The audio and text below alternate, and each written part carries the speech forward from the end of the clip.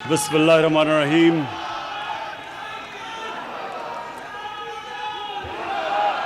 इय्याक नअबुदु व इय्याक नस्तईन। शुक्रिया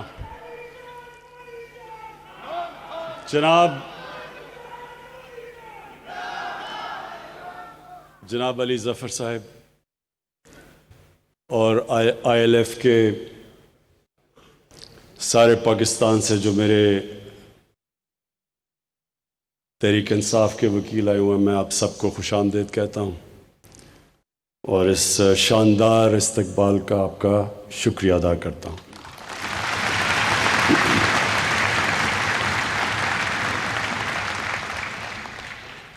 मुझे अली ज़फ़र की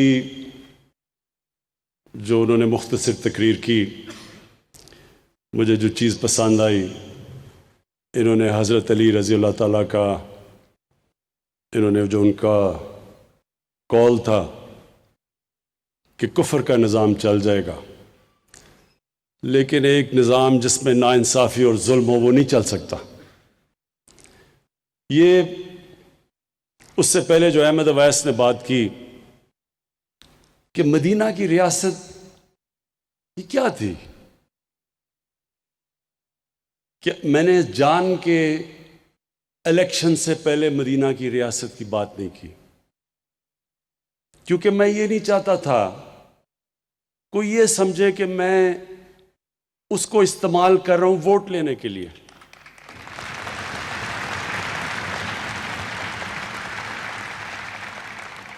लेकिन जब हमारी गवर्नमेंट आई तो मैं हर वक्त लोगों को बताता हूं कि जब तक हम उस विजन की तरफ नहीं जाएंगे, वो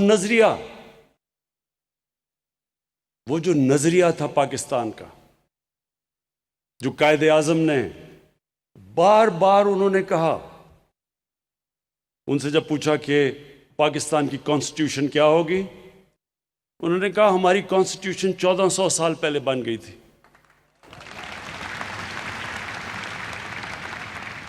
और इलामा इकबाल को जितना आप पढ़ें तो वो एक ही चीज कहते थे। इलामा इकबाल ये कहते थे कि जो मुसलमान माशरा था वो जब भी उठा है तो वो उन उसूलों की तरफ गया जो मदीना की रियासत के असूल थे। तो ILF, आप वो लोग हैं जिनके ऊपर बहुत बड़ी जिम्मेदारी है, क्योंकि जो मदीना की रियासत का जो बेसिस था वो कानून की बालादस्ती थी। यानी कोई इंसान कानून के ऊपर नहीं था। जब नबी सल्लल्लाहु अलैहि वसल्लम से पूछा किसी ने कि जी वो कुरैश की खातून है, उसने चोरी की तो उसको माफ कर दें, तो उन्होंने तब कहा कि मेरी बेटी भी अगर चोरी करे वो भी, उसको भी सजा मिलेगी। कोई कानून से ऊपर नहीं था।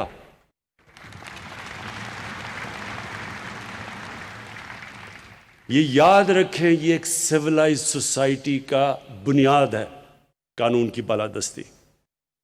कोई सोसाइटी जिसके अंदर कानून की बालादस्ती नहीं है, रूल ऑफ लॉ नहीं है, कभी मुकाबला नहीं कर सकती उस माशरे का जिसमें रूल ऑफ लॉ है।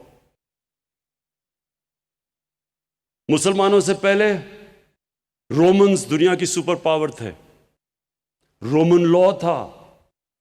बाकियों को वो बार्बेरियंस कहते थे क्योंकि उनके पास कानून नहीं था। ग्रीक्स उससे पहले थे, उनकी सिटी स्टेट्स थी, डेमोक्रेटिक थी, कानून था, वो आगे निकल गया दुनिया से। जब मुसलमानों का अरूज हुआ तो मैं इसलिए बार बार अपनी यूथ को कहता हूं, नौजवानों को कहता हूं, वो स्टडी करें, वो तारीख का हिस्सा है, वो कोई मिथोलॉजी नहीं है। एक 623 को क्या था, हिजरत हुई, उसके बाद क्या 625 को जंग बदर हुई, 636 को रोमन एम्पायर बैजेंटाइन यार्मुक की जंग के अंदर हार जाता है। जो 625 सिर्फ 313 लड़ने वाले थे।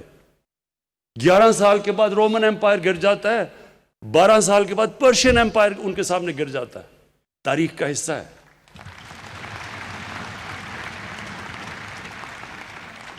तो क्या वो कदम उठाए हमारे नबी सल्लल्लाहु अलैहि वसल्लम ने, जिससे ये इतना बड़ा दुनिया की तारीख का इनकलाब आया।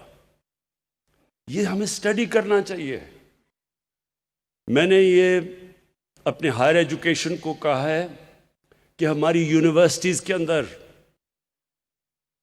पीएचडी स्कॉलरशिप दें, बताएं, हमारे नौजवान स्टडी करें, क्योंकि ये तारीख का हिस्सा है। क्या था वो इनकलाब, कैसे वो अरब जिनको पूछता कोई नहीं था, दो सुपर पावर्स थी, एक तरफ पर्शियन एम्पायर, दूसरी तरफ रोमन एम्पायर, वो क्या चीज उन्होंने की कि दुनिया की तारीख बदल गई। और ऐसा सारे साइंसदान मुसलमान सबसे अजीम दुनिया की कौम बन गई। तो ये बड़ा जरूरी है। इसलिए ILF, इसलिए अल्लाह कुरान में कहता है कि नबी सल्लल्लाहु अलैहि वसल्लम की जिंदगी से सीखो, उनकी सुन्नत पे चलो। उनकी सुन्नत पे जो इंसान चलेगा वो बड़ा इंसान बन जाएगा, क्योंकि उनसे बड़ा इंसान कभी आया ही नहीं है दुनिया में, ना आ सकता है।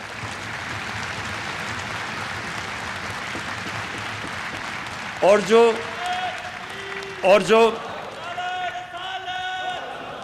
जो एक मिनट सुनो, और जो मदीना की रियासत थी, जो भी मुल्क उन उसूलों पे अमल करेगा वो ऊपर उठ जाएगा। इसलिए अल्लाह हमें कहते हैं कि उनके रास्ते पे चलो, उनसे सीखो, क्योंकि उनसे बड़ा रोल मॉडल कोई नहीं था। तो इसलिए हमें उसको स्टडी करना चाहिए। और उसमें जो नंबर 1 चीज हमें नजर आती है, कानून की बालादस्ती। और इसलिए ये बड़ा इंपॉर्टेंट टाइम है पाकिस्तान में।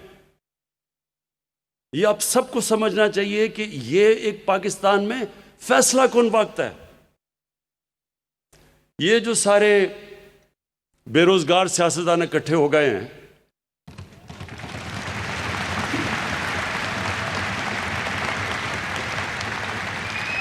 इसका एक मिनट सुनो इसका अब सब पूछें कि ये सारे इकट्ठे हुए क्यों हैं, और इसके अंदर आपको समझ आ जाएगा कि ये कितना फैसला कुन वक्त है पाकिस्तान में। ये सारे इकट्ठे इसलिए हुए हैं कि कानून की बालादस्ती नहीं मानते।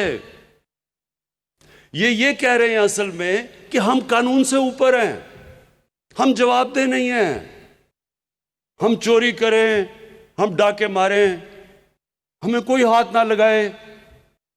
हम अगर कोई हाथ लगाएगा तो जनाब ये इंतकामी कार्रवाई होगी। अदालत फैसला करेगी, पूरा 2 साल के बाद, JIT के बाद अदालत फैसला करती है, तो वो अगला कहता है मुझे क्यों निकाला। मानता ही नहीं है। पाकिस्तान का सुप्रीम कोर्ट के वो फैसले नहीं मानता। उसके बाद उनके सारा जो फैमिली है वो कोई मानती नहीं है।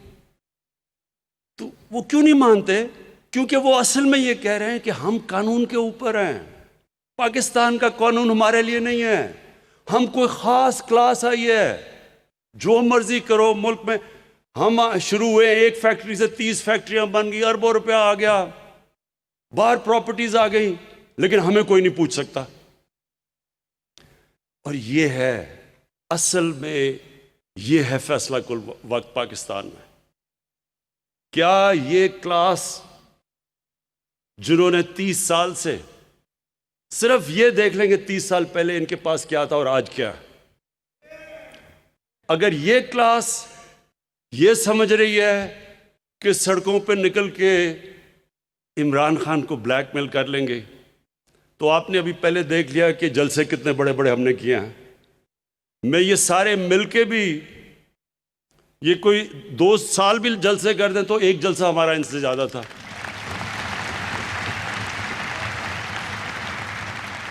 और उसकी वजह है लोग निकलते हैं किसी मकसद के लिए, किसी नजरिए के लिए निकलते हैं। लोग निकलते हैं जुल्म का मुकाबला करने के लिए, लोग किसी की चोरी बचाने के लिए नहीं निकलते। खुद लंदन बैठा हुआ है, कारकुनों को कह रहे जनाब आप जाके आप सड़कों पर निकले और उसकी चोरी बचाएं। वो आप कीमे के नान भी खिला दें, वो फिर भी नहीं निकलेंगे।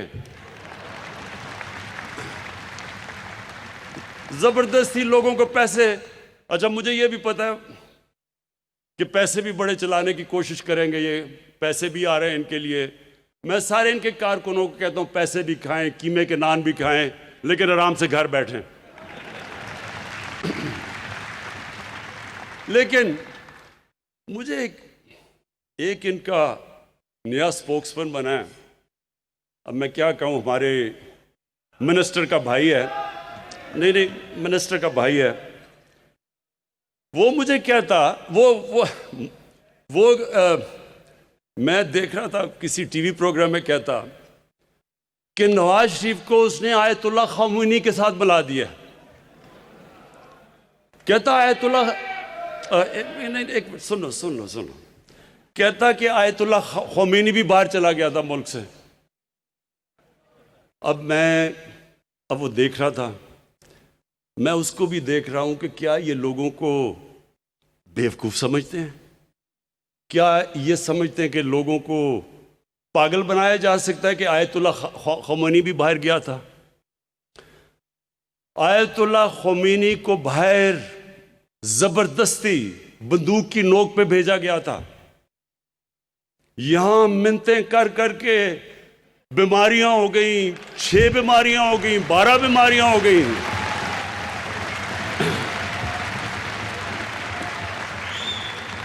मुझे याद, अब हमारी कैबिनेट की मीटिंग हो रही है, सुने जरा।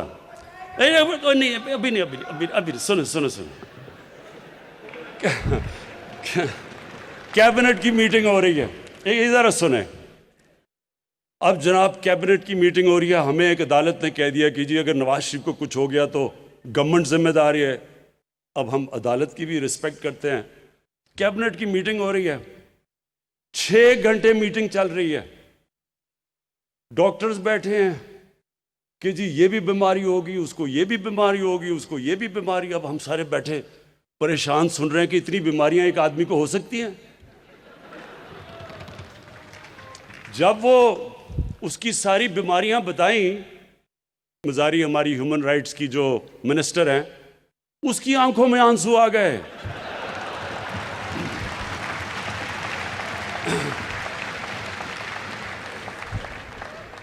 अब जो भी शीरीन को जानती हैं, अगर शीरीन मजारी की आंखों में आंसू आ गए तो सोचें कि किस तरह की बीमारियां हमें बताई गई थी।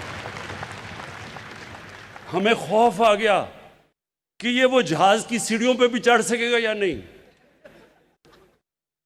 और ये वो वहां जाके जैसी लंदन की हवा लगी, एक और नवाज शरीफ निकला है और उसको जुबैर कह रहा है कि ये आयतुल्लाह खामोनी के साथ मुकाबला कर रहा है उसका। आयतुल्लाह खामोनी से ईरान की पब्लिक प्यार करती थी। आयतुल्लाह खामोनी उसके लिए हेलीकॉप्टर से लाहौर से निहारियां नहीं आया करती थी। वो थोड़ा सा दही और रोटी पे गुजारा करता था। वो जब आयतुल्लाह खामोनी इस दुनिया से गया तो वो छोटा सा उसका घर था। वही सरकार मदीना की ट्रेडिशंस पे, उनकी सुन्नत पे चल रहा था। उन्होंने भी मस्जिद नबी में रहे। जब मुसलमानों की फौजें सारे अरब पे छा गई, उन्होंने महल्लात नहीं बनाए। आयतुल्लाह खामोनी की लंदन में अरबों रुपए की उसके और उसके बच्चों की जायदादें नहीं थी। उसकी बेटी के पैनामा पेपर्स के ऊपर 4 बड़े बड़े महंगे लंदन के फ्लैट्स उसके बेटी के नाम नहीं आ गए। उसको मुकाबला करना किधर आयतुल्लाह खामोनी और किधर हमारा निहारी खाने वाला।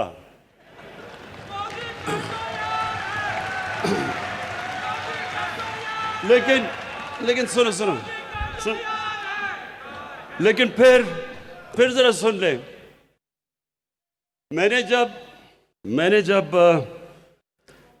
इसके साथ वो जो सारे अभी बेरोजगारों की मैं लाइन देख रहा था, तो उनको और जब इनके भी सारे लोगों को देखता हूँ तो मैं सोचता हूँ कि क्या उनको कोई शर्म नहीं आती कि उनके लीडर ने इतना मुल्क का पैसा चोरी करके बाहर ले गया? कोई शर्म नहीं आती आपको कि पहले लोग गुर्बत कितनी है हमारे मुल्क में? एक 3 दफा प्राइम मिनिस्टर, 1 से 30 फैक्ट्रियां, लंदन में हर बच्चे के अरबों रुपए के घर, हिल मेटल, कोई यानी कोई उनको नहीं कि आज तक एक ऑथेंटिक डॉक्यूमेंट नहीं बता सका कि ये अरबों रुपए की प्रॉपर्टीज कैसे आई, ये मनी ट्रेल किधर गई, पैसा बाहर कैसे गया। अगर मैं एक क्रिकेटर होके एक फ्लैट लेता हूं 34-35 साल पहले और 40 साल पुराने कॉन्ट्रैक्ट दिखा सकता हूं अदालत को, जब मुझे जरूरत नहीं थी, मैं तो कोई पब्लिक ऑफिस होल्डर नहीं था,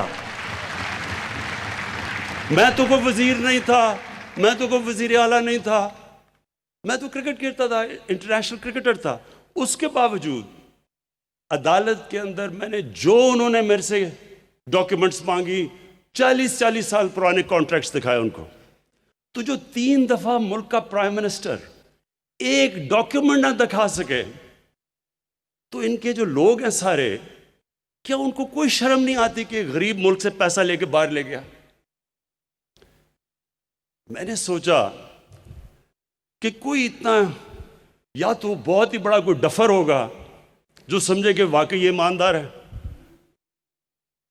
लेकिन फिर चंद दिन पहले मैंने देखा कि इनका एक सीनियर ओहदेदार सुबह के 3 बजे किसी खातून के घर तंजीम साजी करने चला गया।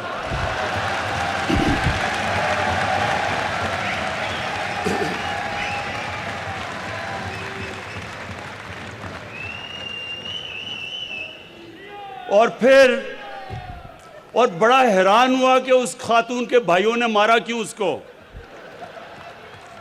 तो फिर मैंने सोचा कि वाकई इनकी पार्टी में ऐसे लोग हैं जो वाकई समझेंगे कि वो ईमानदारी से पैसा बाहर लेके गया। देखें, मेरे ILF के बाशऊर लोग, आप सब बाशऊर हैं, आप कानून जानते हैं, आप इस मुल्क की फ्यूचर हैं। ये मुल्क, ये अल्लाह की एक नेमत है हमारे लिए। मैं आज आपको कह रहा हूं कि अल्लाह ने जो इस मुल्क पे हमें दिया है, हमें ही नहीं अंदाजा कि अल्लाह ने क्या क्या नेमतें बख्शी हैं। लेकिन अपने ज़हन में डाल लें कि कोई मुल्क तरक्की नहीं कर सकता जिधर रूल ऑफ लॉ नहीं होता। जिस मुल्क के और ख़ास तौर पे हुक्मरान अपने आप को कानून से ऊपर समझते हैं, वो मुल्क कभी आगे नहीं बढ़ सकता। स्विट्जरलैंड है, अमीर तरीन दुनिया का मुल्क है, कुछ भी नहीं है उस स्विट्जरलैंड के पास। हमारे ये जो नॉर्दर्न एरियाज के जो पहाड़ हैं, जो यहाँ जिसने भी ये पहाड़ देखे हैं, मैंने स्विट्जरलैंड देखा है, वो मुकाबला ही नहीं कर सकता जो खूबसूरती अल्लाह ने यहाँ दी है।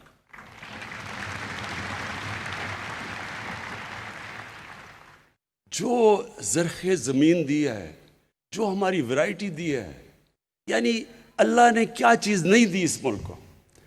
लेकिन ये ज़हन में डाल लें कि कभी भी कोई मुल्क, जब उसके हुक्मरान अपने आप को कानून से ऊपर समझते हैं और जब वो करप्शन पे लग जाते हैं, कोई मुल्क तरक्की नहीं करता। दुनिया में वसाइल में अमीर तरीन मुल्क हैं, हमारे से भी ज़्यादा वसाइल है, लेकिन हमारे से ज़्यादा गुर्बत है, क्योंकि वहाँ भी ऐसे लोग बैठे हुए हैं हुक्मरान जो मुल्क का पैसा चोरी करके बाहर ले जाते हैं। आज ये आपको समझना है कि दुनिया से हो क्या रहा है। हम अकेले नहीं हैं जो पाकिस्तान में, जिधर हमारी रिसोर्सेज चोरी करके बाहर जा रही हैं। दुनिया में गरीब, ये अभी रिपोर्ट आई है कि दुनिया में जो गरीब मुल्क हैं उनसे हर साल 1000 अरब डॉलर चोरी होके जाता है मगरबी ममालिक में, लंदन में, बड़े बड़े फ्लैट्स में, ऑफशोर अकाउंट्स में। हर साल 1000 अरब डॉलर गरीब मुल्कों से अमीर मुल्कों पे जा रहा है। इसलिए तो आप देख रहे हैं किश्तियों में लोग कोशिश कर रहे हैं यूरोप जाने के लिए, मर रहे हैं, डूब रहे हैं इमिग्रेंट्स जो हैं, क्योंकि वो जाना चाहते हैं उधर, क्योंकि उनके मुल्क खोखले कर देते हैं। यही जो एलीट है ये चोरी करके मुल्कों को खोखला कर देती है। पैसा जब यहां से बाहर चला जाए तो नौकरियां तो बाहर मिलेंगी, या स्कूलों में और अस्पतालों में पैसा कैसे खर्च होगा जब जो भी सरबराह वो अपना चेकअप भी मुल्क से बाहर करवाए हॉस्पिटल्स में, तो यहां हॉस्पिटल कैसे ठीक होंगे? पैसा तो बाहर जाके खर्च कर रहा है। तो ये बड़ा इंपॉर्टेंट है आपके लिए समझना। ये जो इस वक्त जंग हो रही है ये फैसला कौन जंग है। ये एस्टेब्लिश करेगी कि सारे लोगों के ऊपर कानून जितना मर्जी ताकतवर हो, कानून के वो नीचे है, और वो जितनी मर्जी ये ब्लैकमेल करें। ये मैं आज आपको बता दूं कि जिस दिन जो मुशर्रफ ने किया था, वो प्रेशर में आके वकला मूवमेंट चली थी जिसमें हमने सबने शिरकत की, मकसद तो उसका कुछ और था। हम तो आज़ाद अदलिया चाह रहे थे, और शुक्र है आज पाकिस्तान की अदलिया आज़ाद है।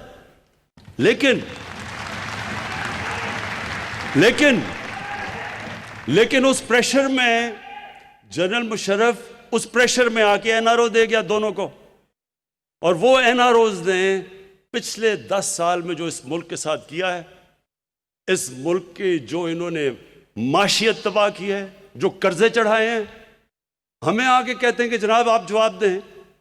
हमारे से पूछते हैं जब एक मुल्क, एक गवर्नमेंट जितना टैक्स इकट्ठा करती है साल में, उसका आधा टैक्स, उसका जो आधा पैसा है वो इनके लिए हुए कर्जों की किस्तों में चले जाते हैं, तो मुल्क आगे कैसे बढ़ सकता है? बताएं हम किधर से पैसा लाएं तालीम पे, सेहत पे, अस्पतालों पे, क्योंकि आधा तो पैसा उधर चले जाता है सीधा बाहर कर्जों की किस्तों पे। तो तब तो ये 10 साल में इनको कोई फिक्र नहीं हुई कि जनाब मुल्क तबाह हो रहा है। मिल के दोनों हुकूमत कर रहे थे, तब तो जमहूरियत भी नहीं खतरे में थी, माशियत भी नहीं खतरे में थी, जब कर्जे चढ़ा रहे थे। ख्वातीन हज़रात, इंशाअल्लाह आप ये अब देखेंगे कि ये जो पाकिस्तान जिधर अब पहुंच गया, इंशाअल्लाह आप देखेंगे ये, इसको कहते हैं टिपिंग पॉइंट। जो मुश्किल 2 साल थे वो बड़ी मुश्किलों से हमने निकाल लिए, बड़े बड़े इम्तिहान आए। हमें शुरू में तो डिफॉल्ट से बचना पड़ा, उसके बाद ये जो कोविड का आया, सारी दुनिया में जो कोरोना का क्राइसिस आया, जिस तरह पाकिस्तान निकला है, वो जिस तरह अली जफर ने कहा है, WHO कह रही है कि पाकिस्तान उन 4 मुल्कों में से है जो सबसे बेहतरीन तरीके से वो कोविड से निकले हैं।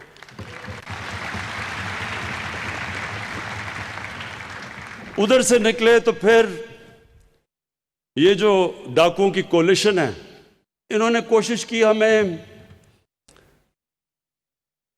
फैटफ के कानून के ऊपर फंसाने की। उन्होंने कहा अगर आप फैटफ पे अगर हमें ब्लैक लिस्ट हो जाते हैं तो पाकिस्तान के ऊपर सैंक्शंस लग जाएंगी, तो माशी तो तबाह हो जाएगी। तो फैटफ को ब्लैकमेल उससे किया हमें एनआरओ लेने के लिए। एनआरओ कहते जी अच्छा मुनाफिकत देखें, हम कोई एनआरओ नहीं मांग रहे। वो जो इन्होंने हमें जो कहा जी हम फैटफ में तब आपके साथ चलेंगे अगर 34 शिकें, नैब के कानून की 38 में से 34 शिकों को चेंज करो, तब हम फैटफ के ऊपर वोट देंगे, मतलब नैब को ख़त्म कर दो। उस पर कोशिश की, ब्लैकमेल की। जब उधर से निकले तो अब ये घबरा गए। घबराए इसलिए हैं कि पाकिस्तान इस वक्त ऊपर जा रहा है। इस महीने आप हैरान होंगे सब कि सारी दुनिया में इस वक्त मुश्किल हालात हैं। पाकिस्तान में जो सीमेंट की सेल हुई है पिछले महीने, वो पाकिस्तान की तारीख में सबसे ज्यादा हुई है। जो पिछले महीने मोटरसाइकिलों की एक मिनट जो मोटरसाइकिल की सेल हुई है पाकिस्तान में, वो भी रिकॉर्ड सेल हुई है 1 महीने में। इसका मतलब कि मुल्क आगे निकल रहा है। इसका मतलब कि हम अब वो बुरे बुरहान से निकल रहे हैं। इसलिए भी इनको मुश्किल पड़ी हुई है कि जल्दी जल्दी से तब्दीली ले, गवर्नमेंट चेंज करो। देखें, और ये जो एक आखिर में मैं 2 पॉइंट्स कहना चाहता हूँ। इन्होंने ये जो बात की, जो पाकिस्तानी फ़ौज के ऊपर उन्होंने जो हमले किए हैं और जो ज़बान इस्तेमाल की है, मैं सिर्फ एक चीज कहना चाहता हूं कि अगर कोई भी एक मिनट सुन,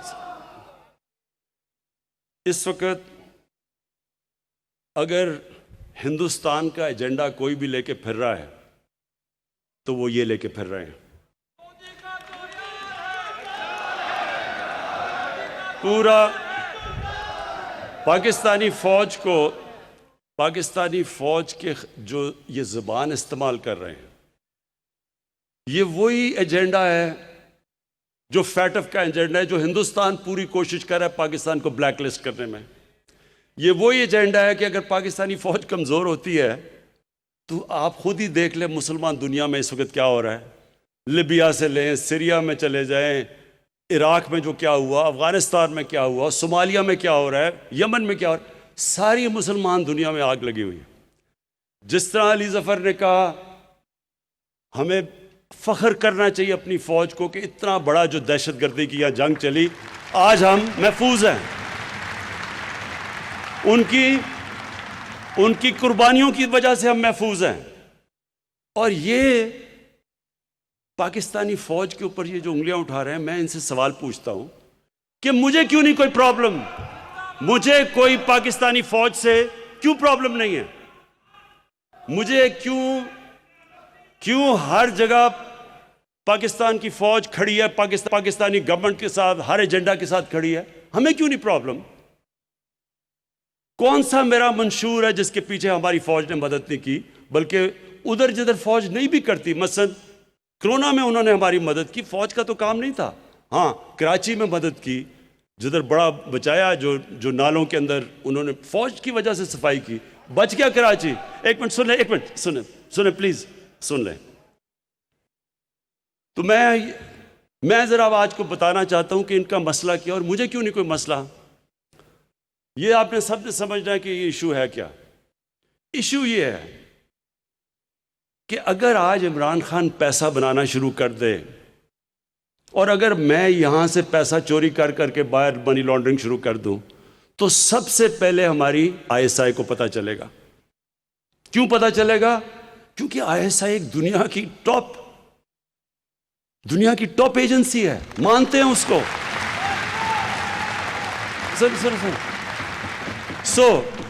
ये जरा समझने की कोशिश करें आप। मुझे इसलिए नहीं प्रॉब्लम क्योंकि आईएसआई को पता है कि इमरान खान कैसी जिंदगी गुजार रहा है। इनको क्यों प्रॉब्लम है?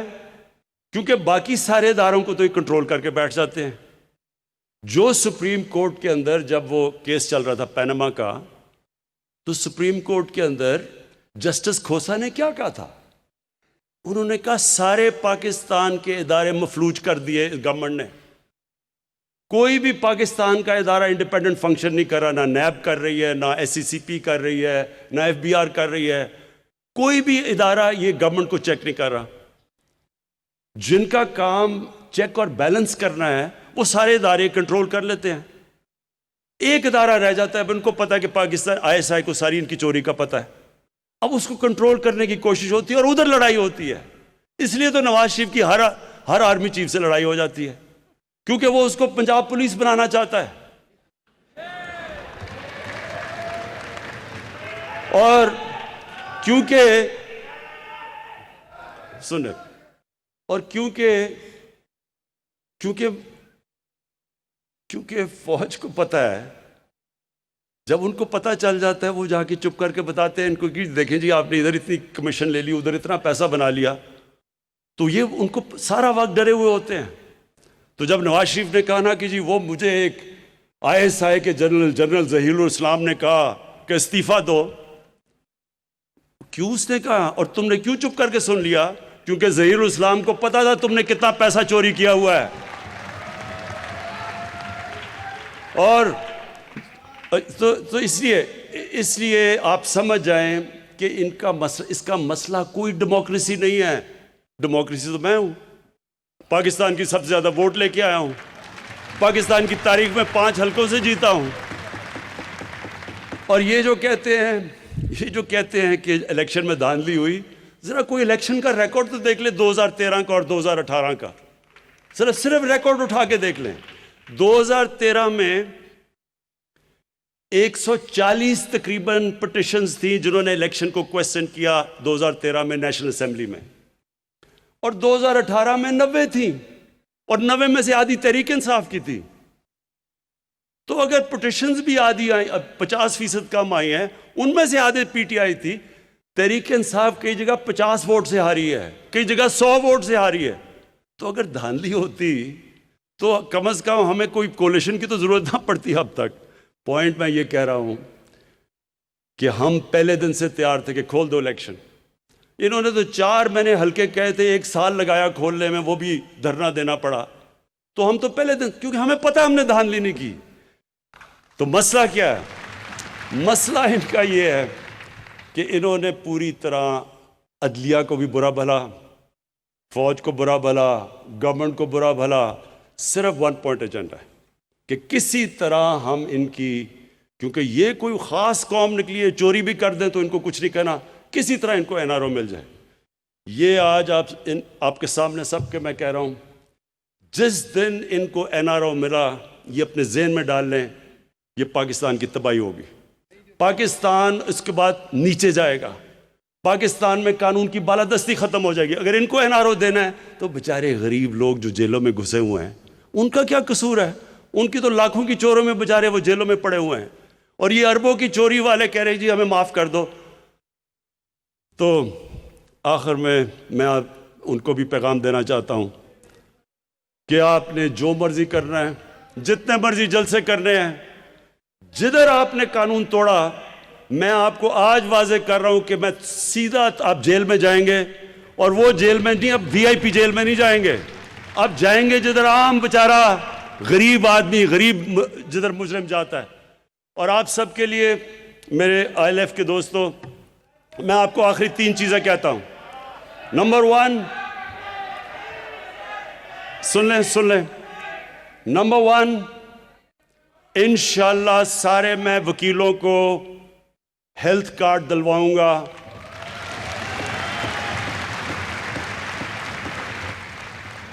क्योंकि हमें पता है ज़्यादातर जो वकील वो मुश्किल मेहनत कश लोग हैं, और उनके लिए अगर एक घर में बीमारी हो जाए तो इंशाअल्लाह हम आईएलएफ को एक हेल्थ कार्ड, और इसके लिए पूरी हम तैयारी अली जफ़र के साथ हम कर रहे हैं। नंबर 2, जो हम अहमद अवैस ने कहा था कि घरों का, कि घर होना चाहिए, छत होनी चाहिए, इसके लिए नया पाकिस्तान जो हम हाउसिंग बना रहे हैं, उसका मकसद क्या है? उसका मकसद ये है कि देखें, लोगों के पास कैश नहीं होता घर खरीदने के लिए।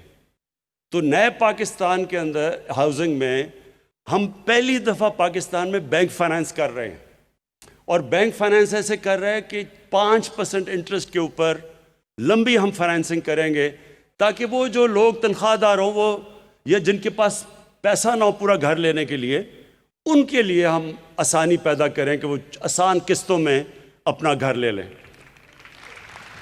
तो इंशाअल्लाह उसमें भी आपके लिए, उसके लिए मदद करेंगे। और तीसरी चीज़ ये जो अभी बात की अहमद अवैस ने, ये सारी दुनिया में होता है। जो भी चीज़ें, जो मसलन कॉन्ट्रैक्ट साइन होते हैं, उस हर जगह पिटिशंस, उसके अंदर वकील होते हैं।